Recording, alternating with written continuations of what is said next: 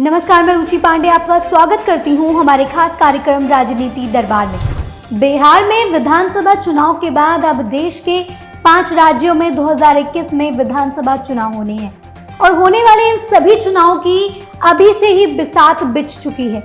चुनाव होना तो 2021 में है, लेकिन अभी से ही राजनीतिक पार्टियां अपने दांव पेच लगाने में जुट गई हैं।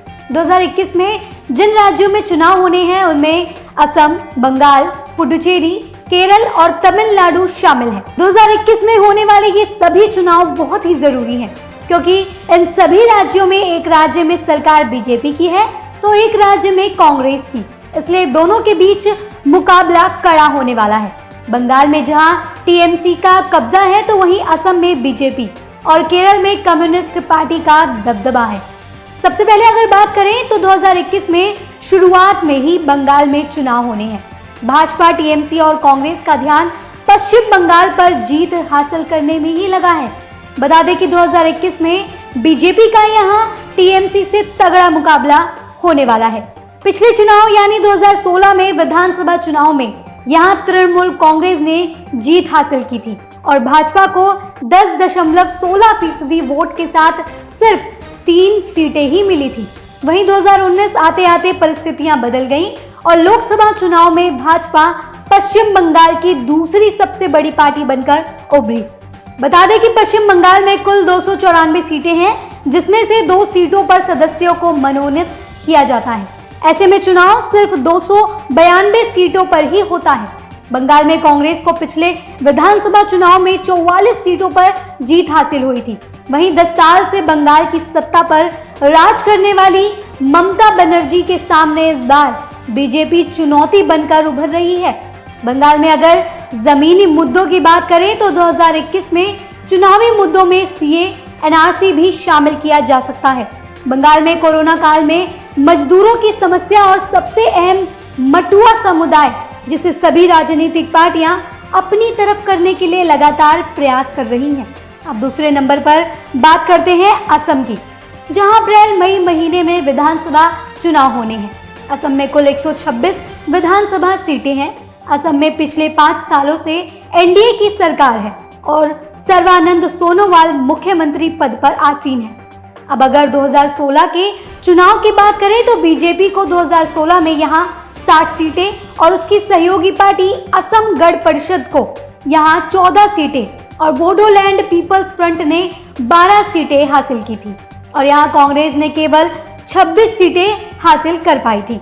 इस हिसाब से असम में इस बार बीजेपी को कांग्रेस से मुकाबला करना है, क्योंकि तब से अब के समीकरणों में खासा बदलाव हो गया है। लेकिन यहाँ कांग्रेस के लिए जीतना आसान नहीं होगा। अब बात करते हैं तमिलनाडु की।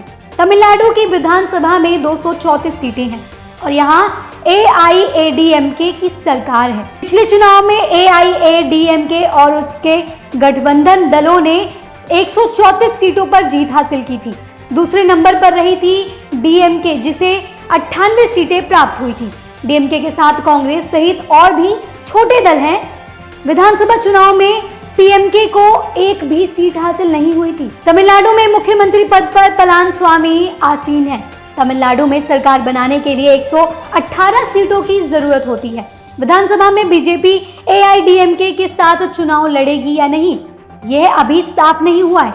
बता दें कि तमिलनाडु में 2021 के विधानसभा चुनाव इस बार बिल्कुल अलग होगा, क्योंकि राज्य के दोनों प्रभावी दल एआईएडीएमके और डीएमके अपने बड़े नेताओं जयललिता और करुणानिधि के बिना चुनाव में उतरेंगे।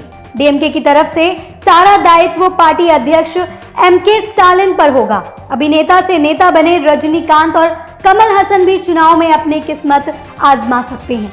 2021 में पुडुचेरी, जो कि एक केंद्र शासित प्रदेश है, इसमें 30 विधानसभा सीटों पर चुनाव होना है। पुडुचेरी के मुख्यमंत्री वी नारायण सामी हैं।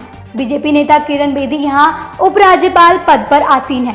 पिछले चुनाव में कांग्रेस ने सबसे ज्यादा 15 सीटें यहां जीती थी। उसके बाद एआईडीएमके को 4 और एआईएनआरसी को 8 और डीएमके को 2 और अन्य को 1-1 सीट मिली थी।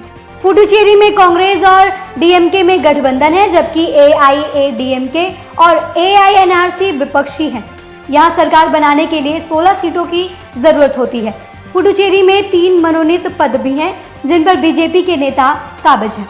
केरल की बात करें तो केरल में विधानसभा की 140 सीटें हैं। यहाँ सीपीआई के नेतृत्व वाले लेफ्ट डेमोक्रेटिक फ्रंट की सरकार है। पिनराई विजयन केरल के मुख्यमंत्री हैं। पिछले विधानसभा चुनाव में एलडीएफ को 91 और कांग्रेस के नेतृत्व वाले यूनाइटेड डेमोक्रेटिक फ्रंट को 47 सीटें मिली थी। यहाँ सरकार बनाने के लिए 71 सीटों की जरूरत होती है। अगले साल होने वाले विधानसभा चुनाव के लिए बीजेपी पूरी तैयारियों में जुट गई है। दक्षिण के इस अहम राज्य में चुनाव से पहले अपनी जमीनी स्थिति मजबूत करने के लिए बीजेपी सक्रिय हो गई है। प्रदेश इकाई को लगातार जनता के बीच जाकर मुद्दे उठाने के लिए कहा गया है। बीजेपी यहाँ लव जिहाद का मुद्दा प्रमुखता से उठा रही है। केरल में 30% मुस्लिम हैं, तो वहीं 20% ईसाई हैं। दोनों धर्मों के 50% वोट बैंक मिलाकर राज्य की सियासत का रुख तय करते हैं। बीजेपी ने इस 50% वोट को ध्यान में रखते हुए अपनी रणनीति पर काम करना शुरू भी कर दिया है। तो ये थे वे 5 राज्य जहां 2021 में चुनाव होने हैं, और अब ये देखना है कि 2021 के चुनाव में कौन से राज्य में कौन सी राजनीतिक पार्टियां बाजी मारती हैं। फिर मिलूंगी आपसे राजनीति से जुड़ी खबरों को लेकर। तब तक के लिए आप देखना ना भूलें हमारा खास कार्यक्रम राजनीति दरबार। धन्यवाद।